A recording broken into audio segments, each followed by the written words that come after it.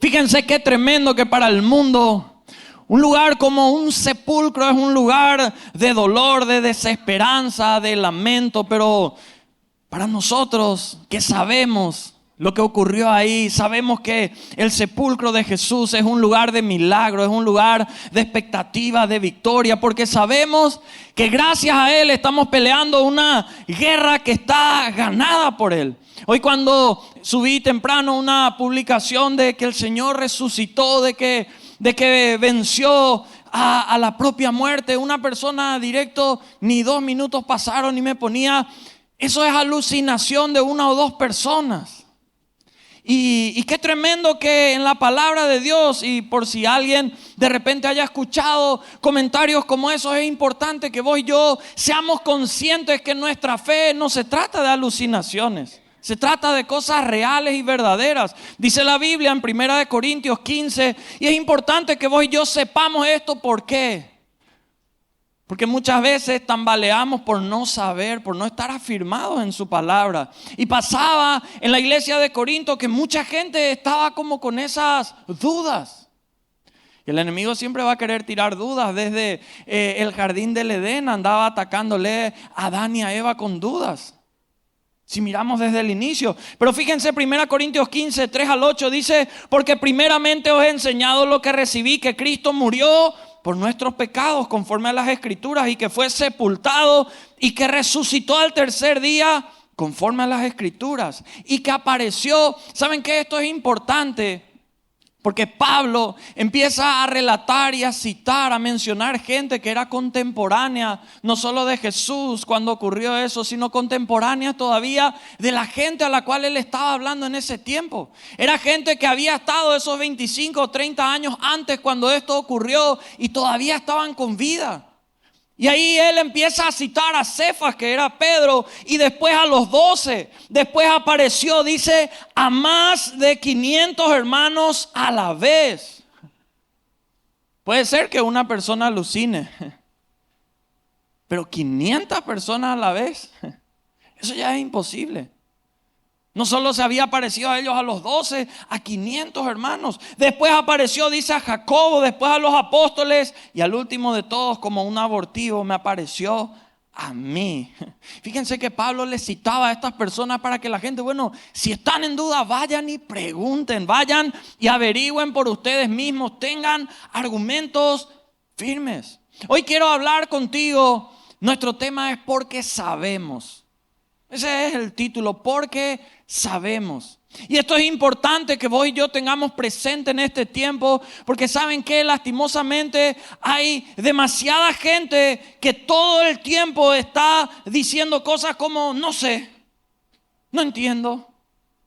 Vos le decís, tu hijo te dice, pero papá, ¿por qué esto? ¿Y qué le dicen muchos papás? No sé.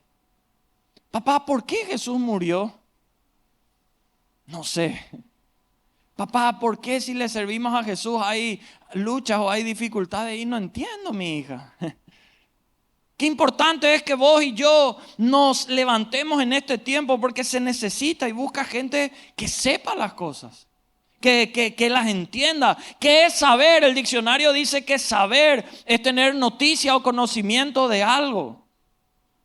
Saber es estar instruido en algo. Para eso tenemos el Centro de Estudios Bíblicos.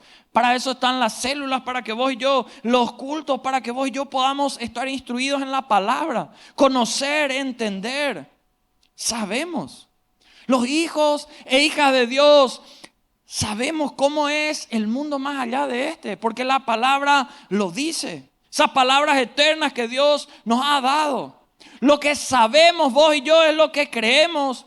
Y lo que creemos es aquello que finalmente tenemos para el día a día, para lo que vamos a ir haciendo y desarrollando. Dice la Biblia en Daniel capítulo 11, versículo 32, un pasaje en el cual el profeta Daniel hablaba mucho de lo que iba a ocurrir en los tiempos finales. Y en este pasaje de Daniel 11, versículo 32, nos damos cuenta que el Señor menciona que hay 2 tipos de personas. Dice Daniel 11, 32, con lisonjas seducirá a los violadores del pacto, mas el pueblo que conoce a su Dios se esforzará y actuará. Con lisonjas. Lisonjas, otra traducción de la Biblia dice con adulaciones. Hay otra que incluso dice con chismes baratos. O sea, con lisonjas seducirá a los violadores del pacto. ¿Quiénes son los violadores del pacto? Aquellos que le dijeron: Señor, toma mi vida, te voy a servir, quiero lo que tiene que ver contigo. Quieren disfrutar de los derechos, porque en todo pacto hay derechos y hay obligaciones. Quieren disfrutar de los derechos que le da ese pacto con el Señor, pero no quieren cumplir las obligaciones que eso demanda de una vida con el Señor. Pero ¿qué pasa? El pueblo que conoce a su Dios, dice la palabra en Daniel 11:32, se esforzará y actuará. ¿Por qué? Porque le conoce a su Dios, va a esforzarse y va a actuar. Por eso saber, más creer, más hacer, nos va a llevar sí o sí a vencer. Es una fórmula que vos y yo tenemos que aplicar a nuestra vida. Saber, decirle al que está a tu lado, saber, creer y hacer. Otra vez, saber, creer y hacer. Eso nos va a llevar a vencer. Porque sabes que si no desarrollamos esto, vamos a quedarnos como simples oidores. Y no vamos a volvernos hacedores de la palabra. Por eso, ¿qué es lo que sabemos? Número uno, ¿qué es lo que sabemos? Que hay eternidad. ¿Cuántos saben que hay eternidad? ¿Qué significa esto? Que hay una vida después de la terrenal. Dice la Biblia en 2 Corintios capítulo 5, versículo 1. 2 Corintios capítulo 5, versículo 1. En estos días lo leíamos en el devocional de la Guía del Conquistador. Dice 2 Corintios 5, 1. Porque sabemos que si nuestra morada terrestre, este tabernáculo, se deshiciere, tenemos de Dios un edificio, una casa no hecha de manos, eterna en los cielos. Pues yo tenemos que saber que hay una vida terrenal, pero también hay una vida eternal. Y que nuestra vida terrenal determina dónde vos y yo vamos a pasar la eternal. Lo que hacemos aquí en la tierra determina dónde vamos a pasar la eternidad. Y solamente hay dos opciones: o el cielo, que es el lugar que te recomiendo, hagas todo lo posible para ir, o está el infierno, que es el lugar al cual quiere seducirnos el enemigo para que vos y yo terminamos yendo. Por eso nosotros todos los días, al tomar decisiones, las debemos tomar en base a las convicciones que tenemos.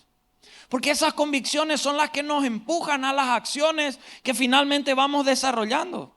Día a día vos y yo tomamos decisiones basadas en nuestras convicciones, y eso nos lleva a las acciones que hacemos.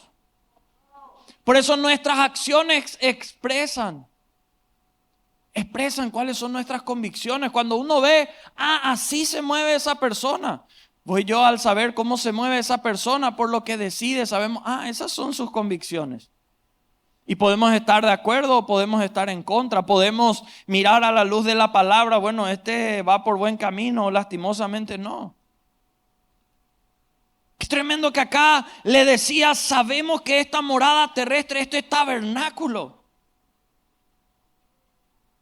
un día se va a deshacer. Vos y yo acá en la tierra podemos alentar, podemos enseñar, podemos motivar a otros, podemos confrontar incluso.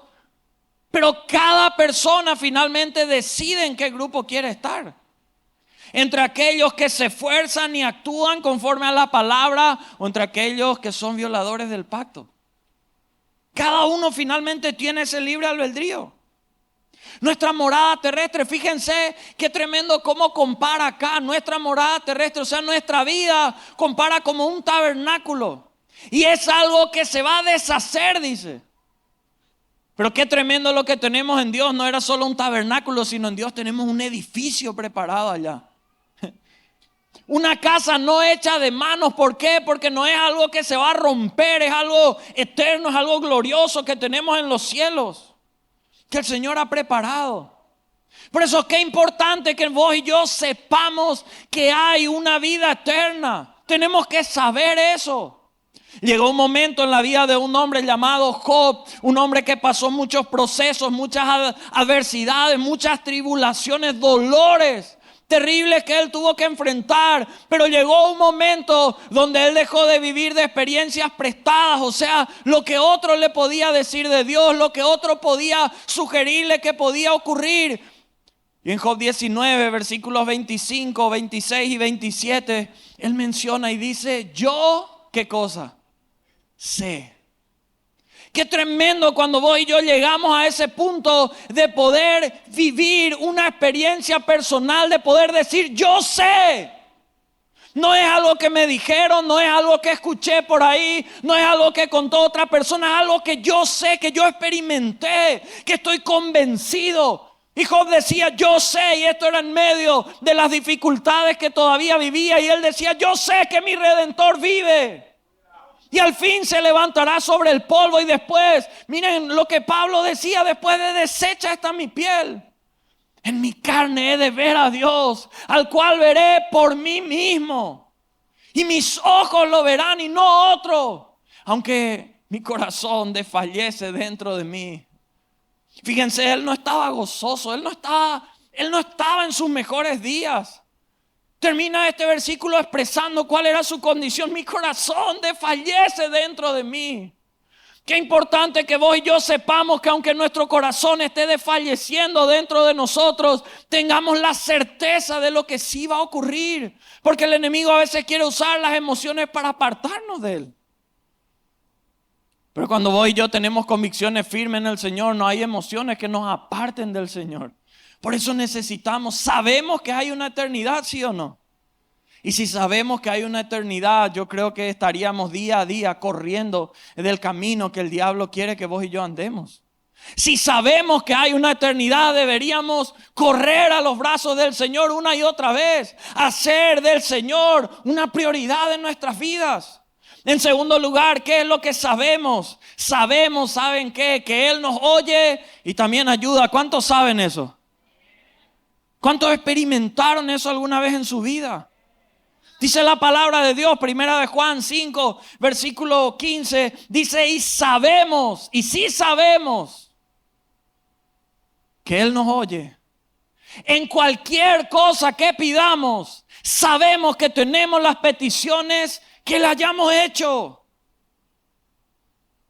Si vos y yo sabemos que Él nos oye, si sabemos que Él nos ayuda, entonces por eso es que le oramos. ¿Cómo puede ser que si vos y yo sabemos eso, vamos a dejar que el enemigo nos confunda y pasemos días enteros sin orar, días enteros sin buscarle? Si vos y yo sabemos que Él oye, que Él ayuda, entonces deberíamos tener presente eso día a día. Y cuando hay adversidad, cuando hay dificultad, no estar tambaleando, escondidos, sufriendo solos, sino que sabemos que Él oye cualquier cosa que le pedimos.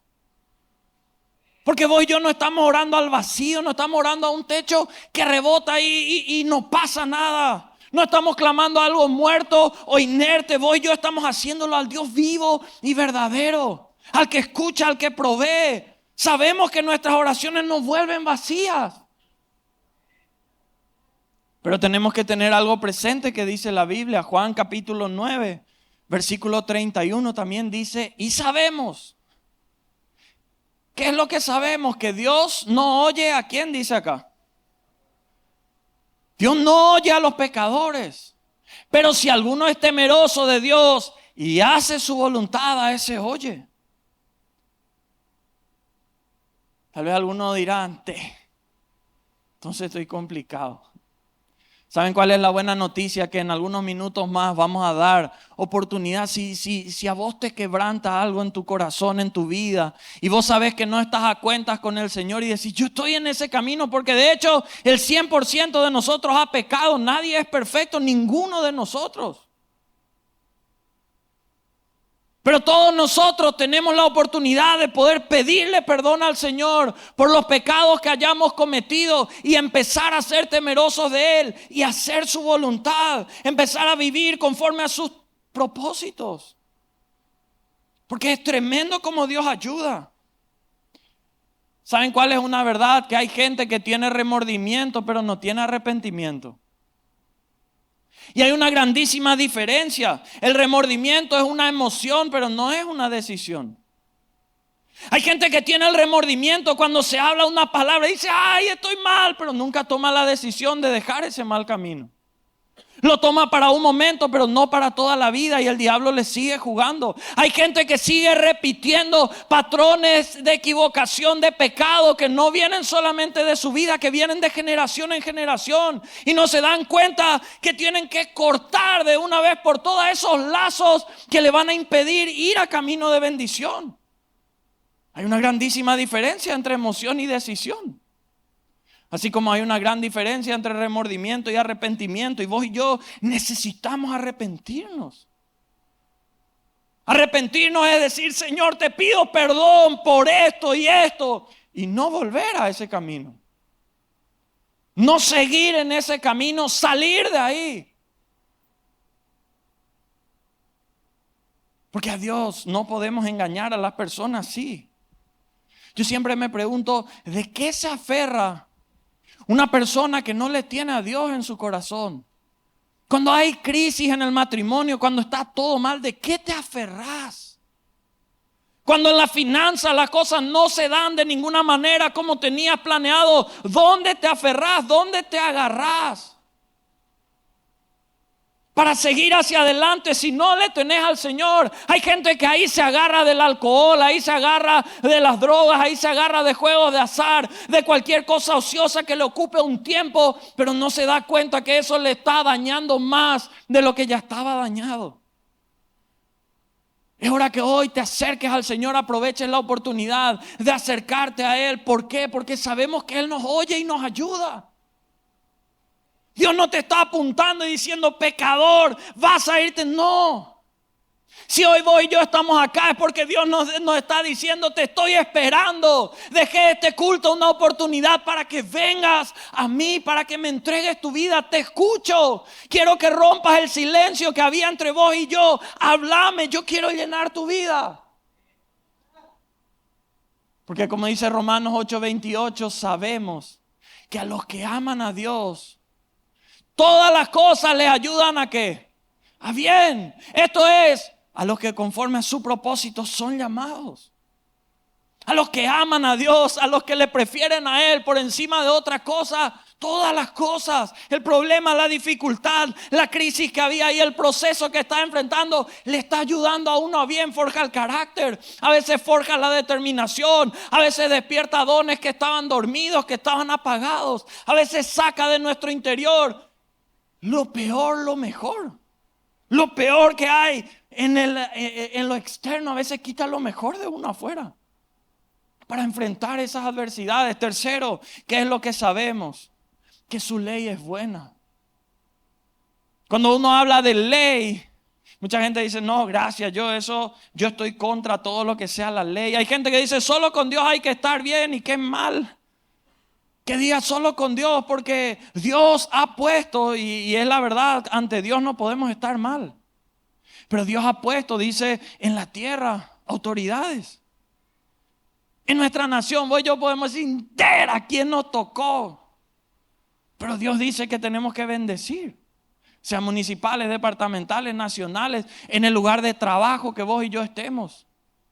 La autoridad en la casa, el papá, la mamá.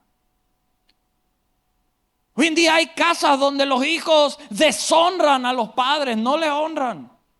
Y el primer mandamiento con promesa es honra a tu padre y a tu madre. Tu papá y tu mamá puede ser a tus ojos no el mejor, pero vos tenés que ser el mejor hijo, la mejor hija. Si vos sos un hijo, una hija de Dios, vos tenés que honrarles. Vos tenés que ser testimonio de Cristo ahí en tu casa, aunque tu papá, tu mamá estén totalmente alejados del Señor. Honrarles. Soltá palabra de bendición, soltá palabra de vida, de honra en ese lugar. No es que vos vas a consentir con el pecado, con lo equivocado, pero dentro de lo que vos puedas y de lo que vos te toque, honrarles. Primera Timoteo 1:8, la palabra dice, pero sabemos que la ley es como buena. Si uno la usa legítimamente. Si es buena, entonces no es mala. Si es buena, significa que conviene para mi vida, conviene para mi familia, conviene para mis finanzas. A mí como esposo, ¿qué es lo que más me conviene? ¿En qué me conviene a mí que mi esposa esté plantada o mis hijos estén plantados. A mí me conviene que ellos estén plantados en la ley de Jehová. ¿Por qué? Porque si yo me aparto de eso, si yo transgredo la ley, ahí van a estar para decirme, eso no es correcto. Pero hoy en día hay gente necia que, ¿qué es lo que hace? Le aparta a su cónyuge. Hay gente que se pone de novio o de novia y ¿qué hace? Le aparta. Le aparta de la ley del Señor a ese hombre o a esa mujer con tal de satisfacer un deseo y no se da cuenta que está cometiendo un error gravísimo. Porque cuando vos y yo salimos fuera de la ley del Señor, salimos de esa cobertura que nos resguarda. Si vos le apartás a tu esposo o a tu esposa de la ley de Jehová, ahí no hay amarte hasta que la muerte te separe. Ahí no hay el tratarte como ese vaso frágil, es algo opcional. Hoy en día toda la gente, de repente vos escuchás y dice, no, todos los hombres son iguales. ¿Y a qué se refiere cuando dicen todos los hombres son iguales? Dicen, no, todos son infieles. No, todas las mujeres luego son, ¿cuántos hombres fieles hay acá? Aprovechá tu oportunidad, hermano.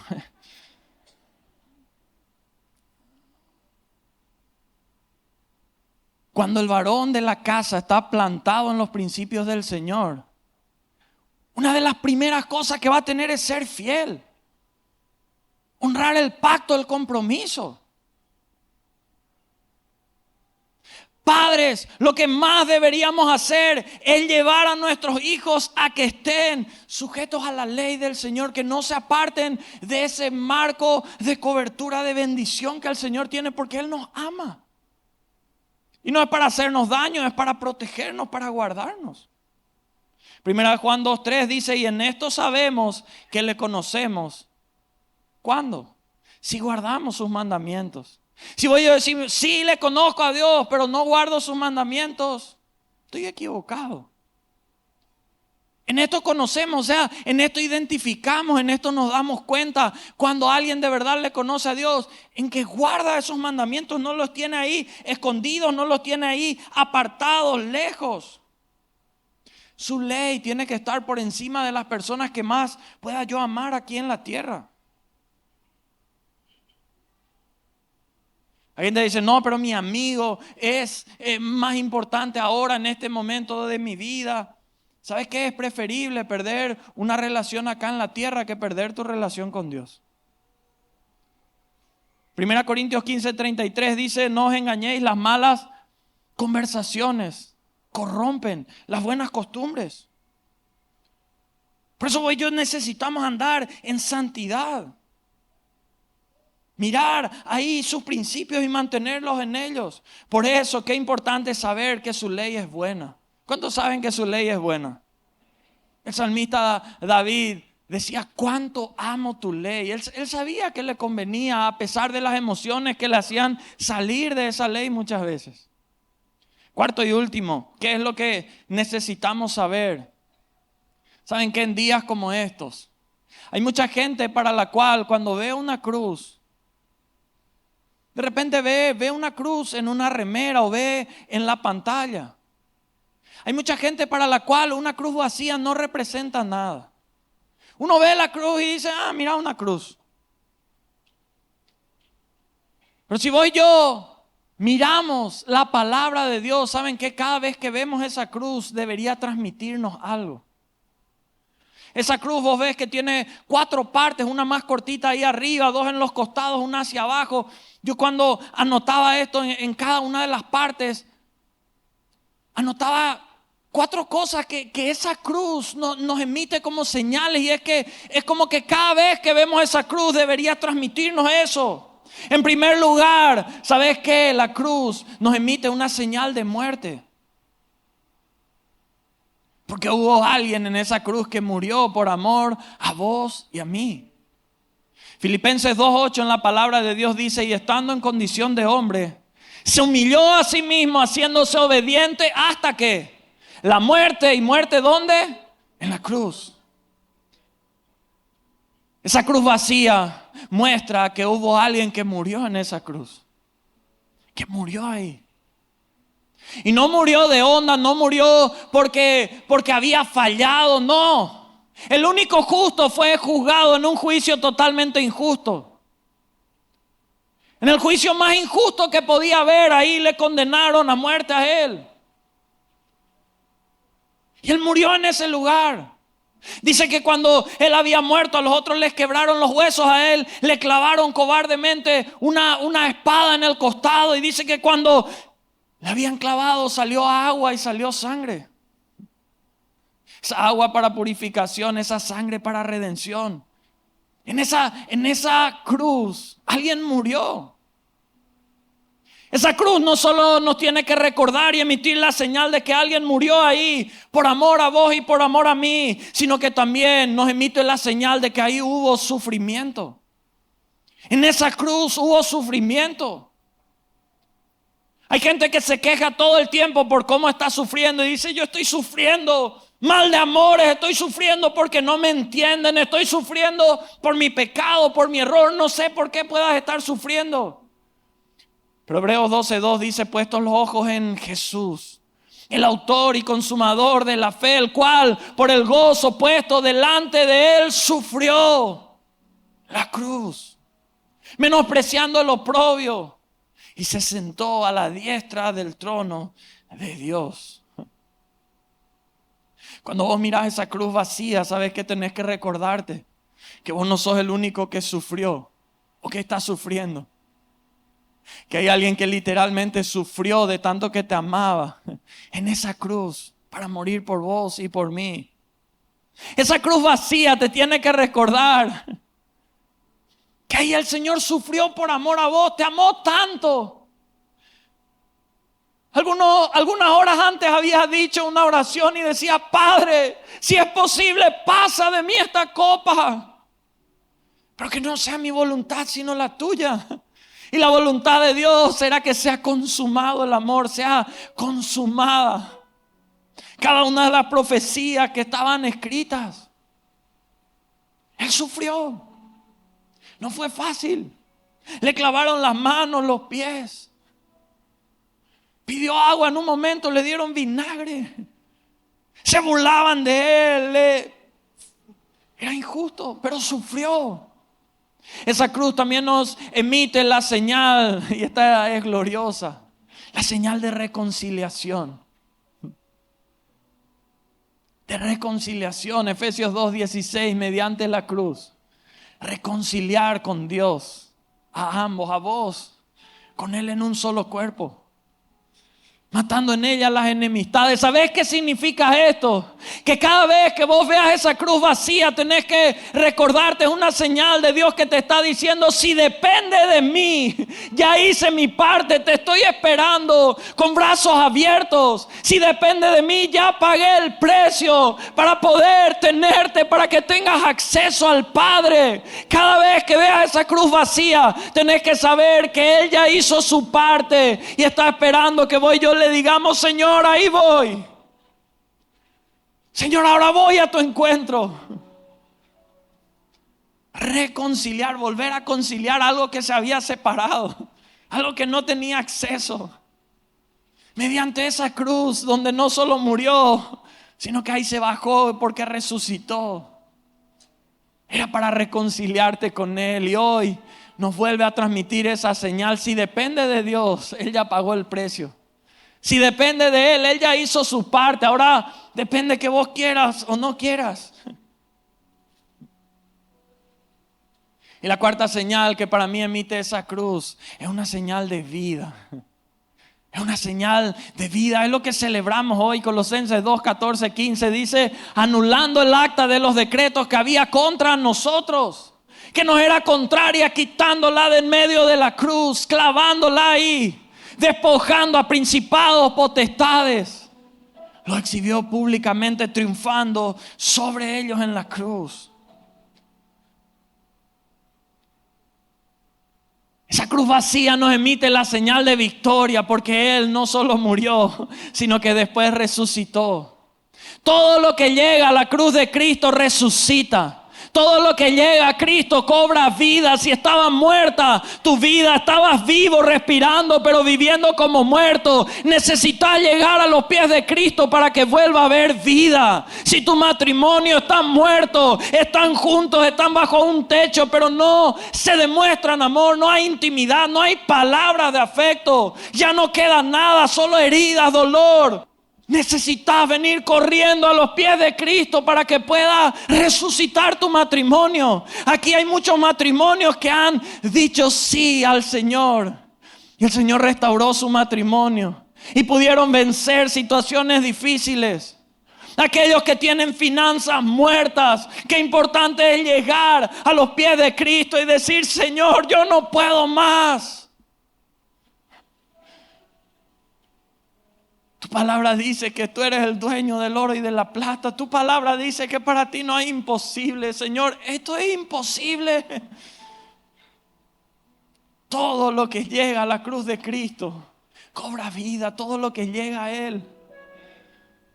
Por eso esas oraciones que vos haces, hay gente acá que tiene testimonio que estuvo orando por un marido, por una esposa y Dios respondió. Hay gente que estuvo orando por salud y Dios respondió, que estuvo orando por finanzas y Dios obró milagrosamente. Por eso el enemigo tanto quiere que vos y yo no oremos, por eso tanto quiere evitar que vos y yo nos comprometamos. Porque sabe que está a punto de resucitar a alguien o algo. Está a punto de cobrar vida a algo que estaba destinado a morir si seguía en ese mismo camino. Qué tremendo que días antes de la resurrección hubo injusticia. Hay gente que dice: estoy con esa carga de injusticia. Fueron injustos conmigo, tal vez un jefe, tal vez un cónyuge, tal vez alguien que apreciabas, admirabas. ¡Qué injusto! Dios no se quedó en eso porque con Él fueron injustos. El único justo teniendo un juicio injusto.